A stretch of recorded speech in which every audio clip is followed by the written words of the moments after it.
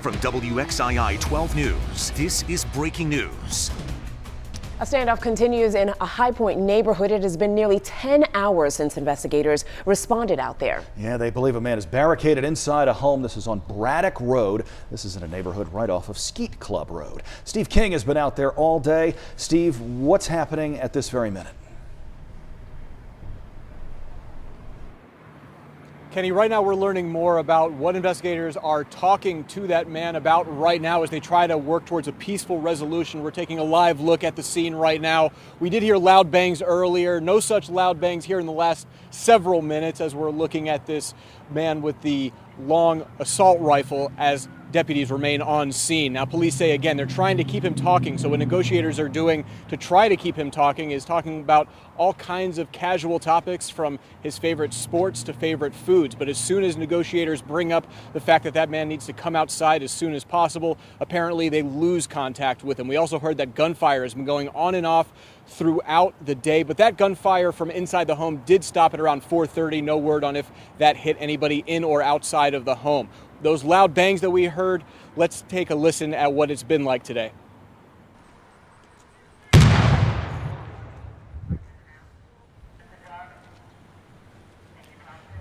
That's been a common sound throughout the day here on Braddock Road. Now, police say that that is all part of a tactic to try to work towards a peaceful resolution. Officers say this all started around 8:30 on Braddock Road when deputies were trying to serve a notice to this man for him to leave his property. Investigators say the man pushed a deputy and locked himself inside the home. Again, gunshots have been going on and off inside the home ever since, stopping at around 4:30 this afternoon. Police do not believe there's anyone else in the home with the man at this time. Investigators are hoping for a peaceful resolution, but they continue to prepare for the worst as well.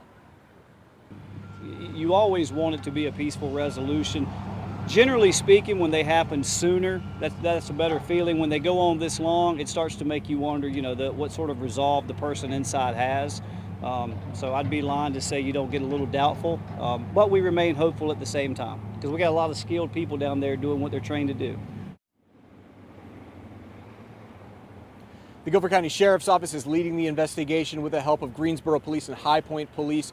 And also, some homes were evacuated near where this is all taking place. Those people are out of their homes, but for people who were not evacuated from their homes, they're being told to shelter in place because, again, gunfire has been going on and off throughout the day. We'll keep you posted on air and online as we learn more, but for now, reporting live in High Point, Steve King, WXII 12 News. All righty, Steve, thank you very much. And for folks watching at home, Steve's been doing a fabulous job updating his personal Twitter page. You can get live, real-time updates from him. He's been sharing new details, photos, and videos since this thing began hours ago. If you're on Twitter, follow him at WXII Steve King. Happening now, 2 women are accused of driving to a crowd of people at a Greensboro gas station, killing 1 person and injuring several others. These are the suspects here on your screen. They are charged with first-degree murder and several counts of attempted murder. Bill O'Neill joins us now from the courthouse with more on what unfolded inside. Bill. Yeah, Thana Felton cried during her first appearance in court today. On the other hand, Miranda Watlington showed no emotion inside the courtroom. The mothers of both of these women, as well as one of the victims in this incident, say the whole thing started with a minor car accident. That accident happening at a gas station on Gate City Boulevard. It escalated into a wild brawl involving as many as a dozen people. WXII 12 News obtained a copy of the video of that brawl.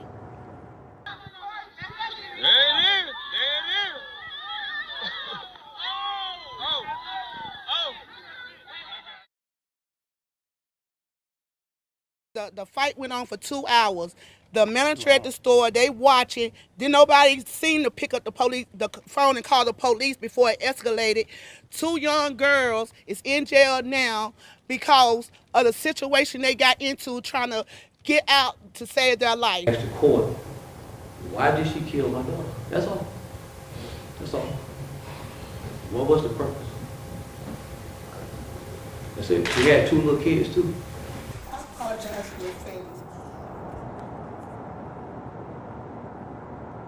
That gentleman identified himself as the father of Zanelle Tucker, the woman who died in this incident. Paula Edmondson, the mother of Thana Felton, apologized to the Tucker family inside court today. In addition to the murder charges, Miranda Watlington also faces charges of DWI and driving with a revoked license. Both she and Miss Felton remain in custody without bond. In Greensboro, I'm Bill O'Neill, WXII 12 News. 4 victims from the Sunday morning incident are in fair condition at the hospital tonight. Investigators say that a 5th victim was not seriously injured. The 2 suspects are expected in court next month. Detectives in Greensboro are still trying to figure out a motive in a playground kidnapping. This prompted an Amber Alert last week in the city. The suspect's attorney is blaming a mental condition for the whole thing. Indonesia Lancaster appeared in court by television monitor today. She's accused of kidnapping a 3-year-old from a playground at an apartment complex. That little girl was found about 24 hours later and is back with her family and is doing okay tonight. Lancaster's attorney is asking for a mental evaluation. He says his client is bipolar. Lancaster is being held behind bars this evening on $1 million bond.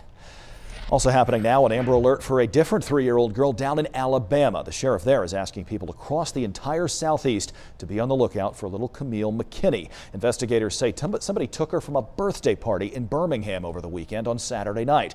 Detectives are questioning a person of interest. There is still no sign, however, of this little girl. And tonight, a Rockingham County mother is charged in a crash that killed her 4-year-old boy. Troopers say Shannon Hudson was impaired when she ran off of Settle Bridge Road and hit a tree. Investigators say her son was not properly restrained in a car seat at the time. He died at the hospital. The Dixie Classic Fair is over, and next year the fair will have a new name. Tomorrow, Winston-Salem City Council Committee will talk about a timeline to roll out a new name, but actually choosing a name is not on the agenda. City leaders are facing a tight deadline. They want to get the changes to some vendors and promoters by early November. So tomorrow the committee will also talk about expected costs to change the name of the fair. The one-time cost estimate is $97,000, which includes repainting the grandstand as well as replacing signs out there. Again, city leaders say that the fair will have a new name for 2020, and council members already started discussing the possible change months ago when some people in the community said that the name Dixie is divisive. As U.S. troops start moving out of Syria, Turkish forces have begun moving in. And tonight, the president says he is planning to impose new sanctions. Over the weekend, the president decided to expand a limited troop pullout into a complete withdrawal from the border region. Turkish forces are pressing forward in northeastern Syria, and the situation is deteriorating quickly. Late today, the president announced he'd be signing an executive order authorizing sanctions. U.S. Senate candidate Cal Cunningham is also talking about the situation in Syria tonight. He's a Democrat who served in Afghanistan and Iraq in the Army Reserves. In a visit to the WXII 12 studio today, he says he is deeply concerned that this is hurting our credibility as partners in the Middle East and potentially letting ISIS up off the mat. We have given the green light to creating a mess in Syria. And I'm a strong believer that we have a role to play, that we've got to make sure ISIS stays down, and that we use the tools available to our country to keep our people safe.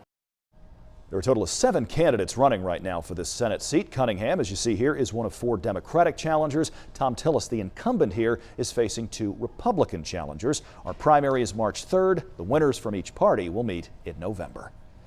The next Democratic presidential debate is scheduled for tomorrow in Ohio. 12 candidates in total will debate tomorrow night. Former Vice President Joe Biden and Senators Elizabeth Warren and Bernie Sanders are the top polling candidates going into this one, and they will be trying to really set themselves apart. CNN and the New York Times are co-hosting tomorrow's debate. It's in Columbus, Ohio, and starts at 8 o'clock our time.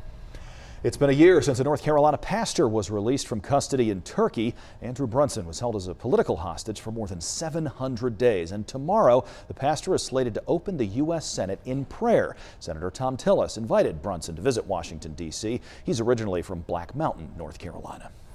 New tonight, a 4th person has died from an outbreak of Legionnaire's disease in the western part of the state. The state's Department of Health and Human Services says that the person who died lived in Burke County. All of the people impacted in North Carolina attended the North Carolina Mountain State Fair in Fletcher. Health experts traced it back to a hot tub display. New information tonight about a massive apartment fire in Charlotte. Yeah, investigators say somebody intentionally set that fire. The Charlotte Fire Department tweeted this video this morning. Look at the size of that thing. Building was under renovation at the time because of a previous accidental fire. It took dozens of firefighters almost an hour to get the whole thing under control. Right now, investigators say the damage comes to about $500,000.